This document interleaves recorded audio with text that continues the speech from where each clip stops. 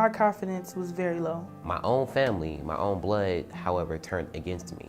Some have been told that they'll never amount to anything. Very lost. At first I was scared. I was like, it's been 9 years that I was out of school. Getting a lot of self-doubt and low self-worth. They don't know what they're going to do. They don't think that they have the potential. I just stopped believing in myself. The youth are lost. Some of these youth are lost. Their environments that they've grown up with or grown up in and still kind of find themselves in are rough and they're real. I didn't really finish high school. I dropped out very young, and I pretty much just dedicated myself to my family. During high school, I didn't have enough courage to graduate. There are times I didn't want to go to school because I'm like, I don't want to go to school because I know how far behind I am. And it's almost embarrassing. Like, I felt ashamed just walking into the classroom. I thought I was gonna finish high school, but I ended up getting pregnant at an early age, so I had to stop going there and go to a school that was for pregnant girls, and I really didn't fit in, so I just dropped out and stopped going. Nobody knows in some of the conversations that I have with these kids because I can relate to them. Personally, I can relate to them. I dropped out of school because of family problems, and my mom just kind of walked out on my dad, and it was 5 of us with kids, and I was the oldest. I got married very young, and I had my son. There wasn't time for her to have belief in herself. She was raising 5 children and caring for her husband and her family, her father and her stepmother, and helping to raise her siblings still. So there wasn't really a moment of her day, really, I can't imagine anyways, that she had to say, what can I do for myself? I kind of felt it was my responsibility as oldest to look out for my younger siblings, so I just dropped out of school and dedicated to my family, my husband and my son, and on top of that, on making sure my brothers and my sisters, continued with the school. And I was like, wow, and you're here? And I remember her saying, yeah, this has become a place that I can go for me and take this time for me. Well, with my brothers and sisters, I felt like, sorry, I had to be strong for them, not to show weakness, but I felt my pain only and did not show it to them. Sorry. I can relate to some of the struggles that they come to when, the girls, the Hispanics come to me and they say, Miss Judy, my mom wouldn't let me do this and you and my dad's real strict. And I know what that is. I know what it is when they tell me that, they got married at a young age, had kids at a young age.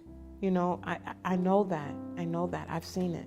And here, Miss Judy, most of all, and Miss Melanie, I can found someone I can talk to as in my feelings, and I've gotten to know a lot about her family, and have watched her progress through a lot of the curriculum and master it. Sometimes you don't always want to put that personal in there, but you can't help but because you can relate to that individual. A person from church where I go to, they told me to come here when I told them that I was trying to find somewhere to complete my GED, but I just couldn't find a place where they would help me out and make it possible. And he recommended me here, and that's how I found out about the program. It took a lot for me to dig deep, okay, you have to do this no matter, okay, you didn't graduate, it doesn't matter, take the next step. A graduation for these kids here is to say that they are no different from someone graduating from high school, because the fact is that they got their GED, they're no different. After I started getting on my own, I come here. These people here, these youth advocates, the teachers, the director, all they're behind me 100%. They were all behind me. So when that happened, I'm so I'm not alone after all. I just want to hug them and say, I do care.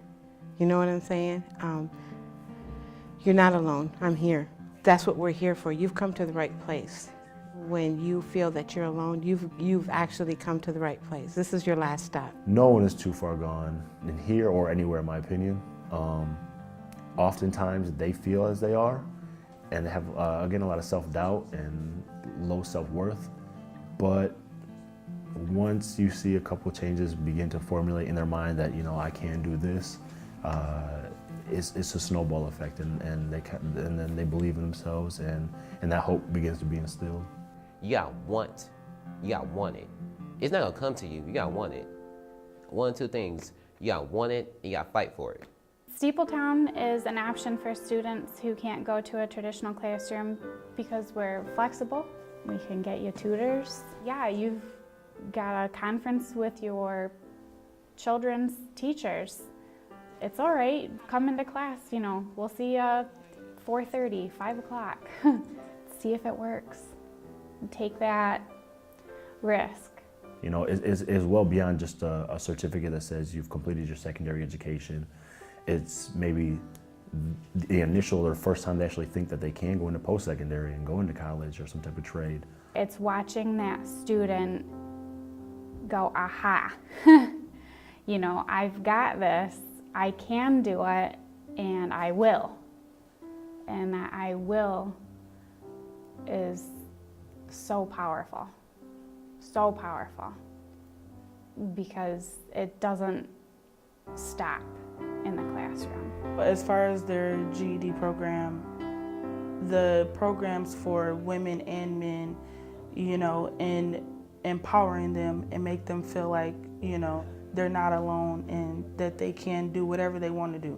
The WOW group is Women of Worth, and it's a group where girls can get together and, we do fun things. We talk about, personal things, Having someone you can talk to, and getting advice or feedback from girls that understand what you're going through. It's just good to have women supporters too, because I'm a young lady and I don't know everything about being a mother. And, of course, Miss Judy, she's a mother, so it's a lot of different things that we learn in that group. I love that group. It's great. If we don't reach out and we don't grab these kids and let them know what we offer here at Steepletown, then the thing is that nobody out there is going to reach them like we can reach them here. To be honest, it's only two ways in this neighborhood.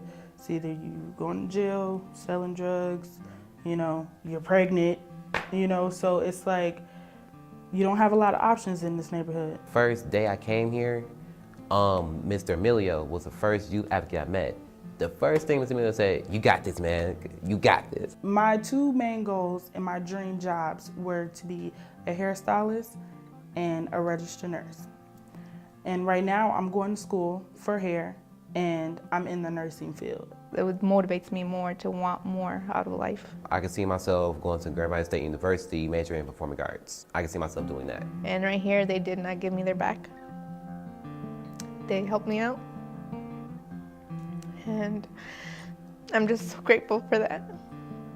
When they tell me that story and they say, "Oh, Miss Judy, you don't understand," I want to tell them so bad. I do understand.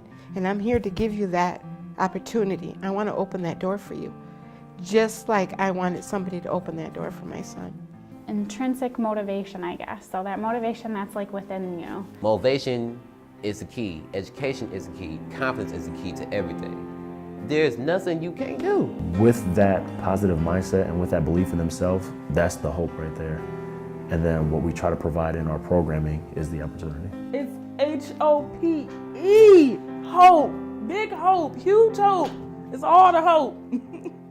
This place it's family.